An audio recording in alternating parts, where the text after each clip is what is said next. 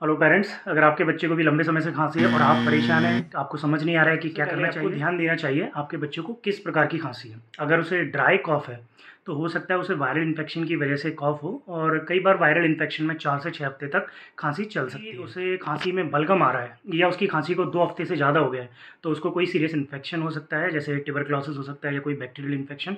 तो आपको आपके बच्चों के डॉक्टर से जाके जरूर मिलना चाहिए। और यदि आपके बच्चे को नाइट टाइम कॉफ़ ज़्यादा आता है तो हो सकता है उसे एलर्जिक कॉफ या एस्थमा हो।